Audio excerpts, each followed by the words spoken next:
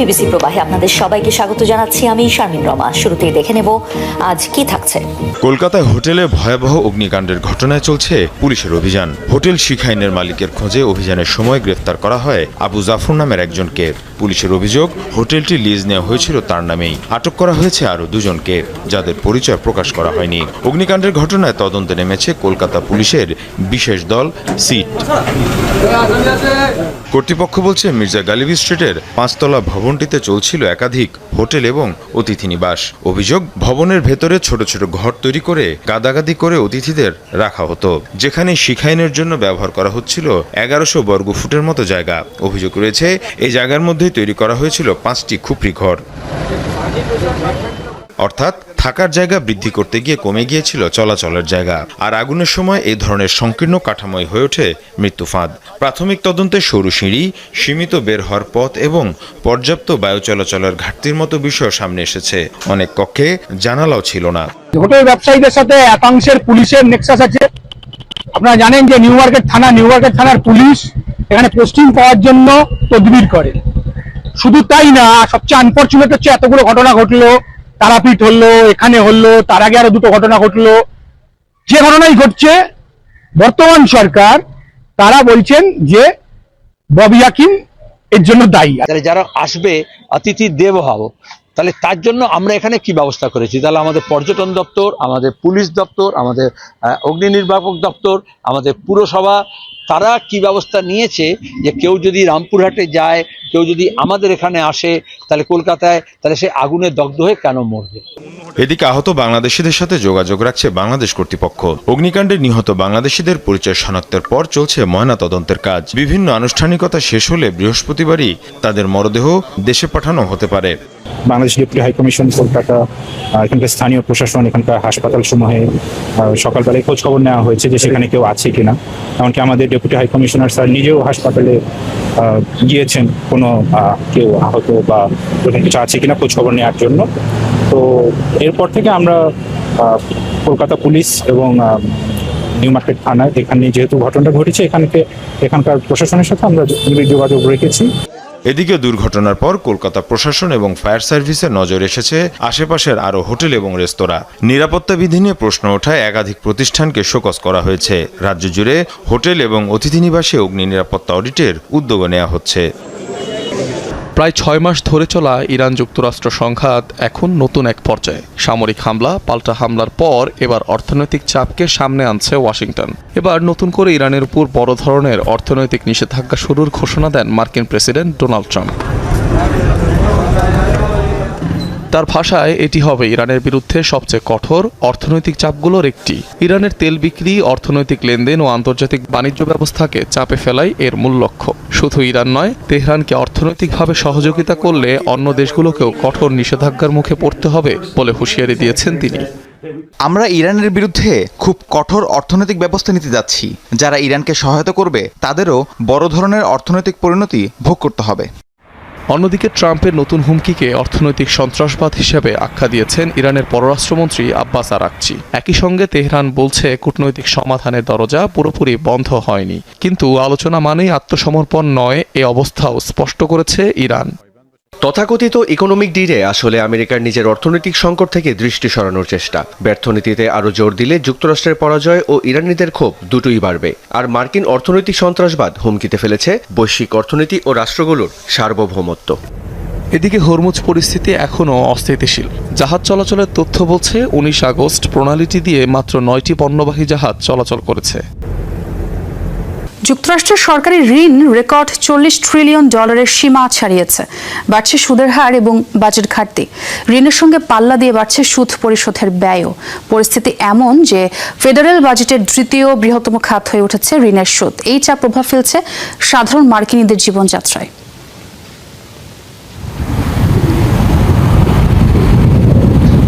মার্কিন ট্রেজারি বিভাগের হিসেবে যুক্তরাষ্ট্রের ইতিহাসে প্রথমবারের মতো ঋণ পেরিয়েছে $40 ট্রিলিয়ন মাইল ফলক। সুদের সঙ্গে পাল্লা দিয়ে বাড়ছে সুদ পরিশোধের ব্যয়ও। গৃহীত ঋণের সুদ পরিশোধেই বছরে গচ্ছা দিতে হচ্ছে $1.1 ট্রিলিয়ন। 2025 অর্থ বছরে প্রথম 10 মাসে দেশটির সুদের ব্যয় ছাড়িয়ে গেছে মেডিকেয়ারের খরচকে। অর্থাৎ সামাজিক নিরাপত্তার পর এখন ফেডারেল বাজেটের দ্বিতীয় বৃহত্তম খাত হয়ে উঠেছে ঋণের সুদ। সরকারের এই বিপুল ঋণ নেওয়ার প্রভাব পড়েছে সাধারণ মানুষের উপরেও। বাড়ছে মর্গেজ, গাড়ির ঋণ ও ক্রেডিট কার্ডের সুদের হার। আগামী বছর চাপ আরও বাড়বে বলেও সতর্ক বার্তা দিয়েছে বিশ্লেষকরা। সংকট মোকাবেলায় কর ও সরকারি ব্যয় সমন্বয়ে ধীরে ধীরে বাজেট ঘাটতি কমানোর পরামর্শ তাদের। মার্কিন সরকার প্রতিদিন শুধু ঋণের সুদ পরিশোধে ব্যয় করছে $3 বিলিয়ন বেশি। আগামী এক দশকে এই ব্যয় পৌঁছাতে পারে প্রায় $16 ট্রিলিয়ন। কারণ একাধিক বয়স্ক মানুষের সংখ্যা বাড়ছে, স্বাস্থ্যসেবার খরচও ঊর্ধ্বমুখী, সামাজিক নিরাপত্তা কর্মসূচিতে ব্যয় বাড়ছে। এর বিপরীতে কর কমানোর কারণে সরকারের রাজস্ব চাপের মুখে। মূল্যস্ফীতি নিয়েও উদ্বেগ রয়েছে নীতি নির্ধারকদের মধ্যে। সে কারণে সুদের হার বাড়ানোর পক্ষে ফেডারেল রিজার্ভ।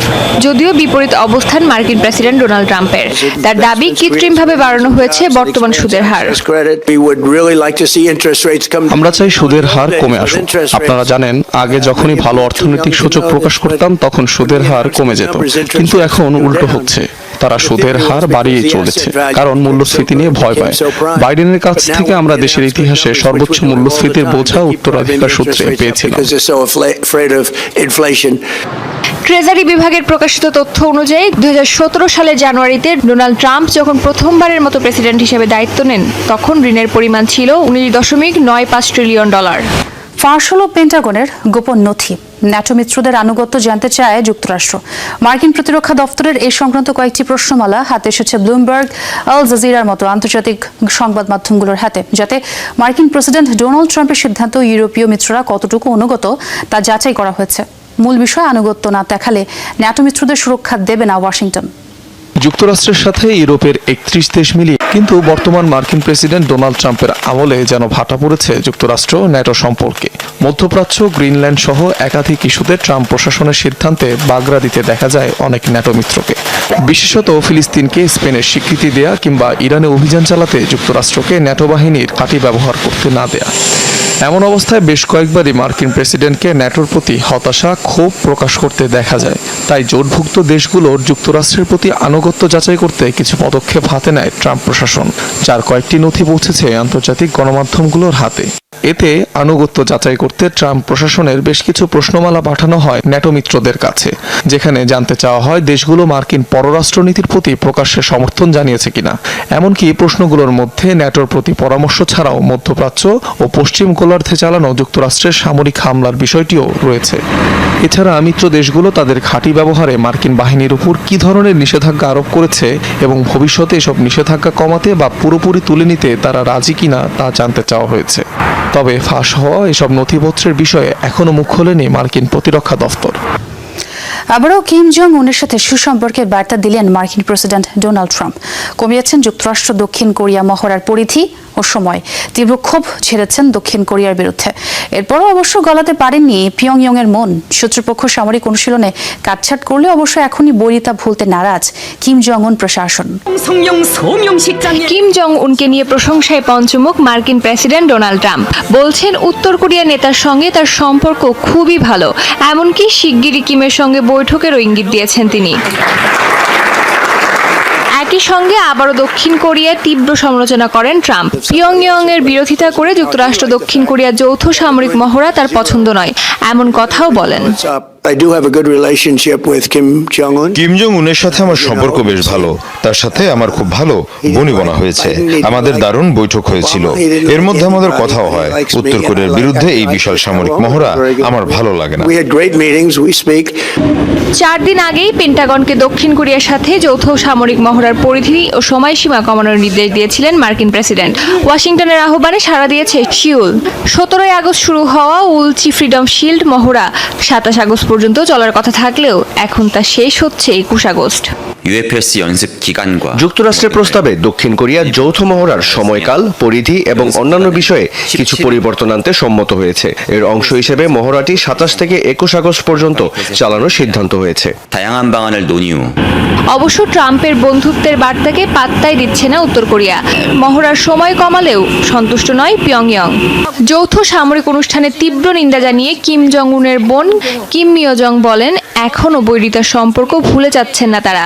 যুক্তরাষ্ট্র ও দক্ষিণ কোরিয়ার সামরিক হুমকি মোকাবেলায় আত্মরক্ষার অধিকার প্রয়োগ অব্যাহত থাকবে বলে জানান।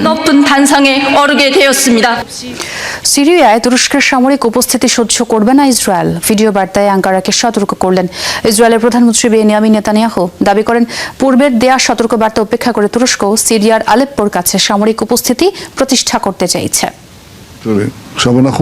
দক্ষিণে অগ্রসরমান তুরস্কের সামরিক উপস্থিতি আমরা সহ্য করব না। এটি আমাদের জন্য হুমকি, তা স্পষ্টভাবে জানিয়েছি। এখন দেখছি তুরস্ক তার সীমানার দক্ষিণে এবং আলেপ্পোর কাছাকাছি বিমানবন্দরে তাদের উপস্থিতি প্রতিষ্ঠা করতে চায়। আবারও তাদের জানিয়েছি, কিন্তু মনে হচ্ছে তারা শোনেনি। যুদ্ধের মধ্যেই চরম রাজনৈতিক অস্থিরতা ইউক্রেনে। নির্বাচন আয়োজনের দাবি জানিয়ে ভিডিও বার্তা দিয়ে আলোচনার জন্ম দিয়েছে সাবেক প্রতিরক্ষা মন্ত্রী মিখাইলো ফেদরভ। তাকে পদচ্যুত করার প্রতিবাদে গত 1 মাস ধরেই বিক্ষোভ হচ্ছে দেশটিতে। ইউক্রেনীয়দের মাঝে তুমুল জনপ্রিয় হওয়ায় মিখাইলোর এই ভাষণ প্রেসিডেন্ট ভলোদিমির জেলেনস্কির উপর চাপ বাড়াবে বলে মত বিশ্লেষকদের। 2024 সালের মে মাসে শেষ হয় বর্তমান সরকারের মেয়াদ। তবে যুদ্ধ পরিস্থিতির দোহাই দিয়ে নির্বাচন আটকে রেখেছেন জেলেনস্কি। ইউক্রেনের বর্তমান প্রেসিডেন্ট ভলোদিমির জেলেনস্কির আনুষ্ঠানিক মেয়াদ শেষ হয়েছে 2024 সালের 20 মে। রাশিয়ার সাথে যুদ্ধের কারণে দেশটিতে মার্শাল ল জারি করা হয়। বিশেষ এই আইনে স্থগিত রাখা হয়েছে নির্বাচন। ফলে মেয়াদ শেষ হওয়ার পরও গত 2 বছর ধরে ক্ষমতা ধরে রেখেছেন ভলোদিমির জেলেনস্কি।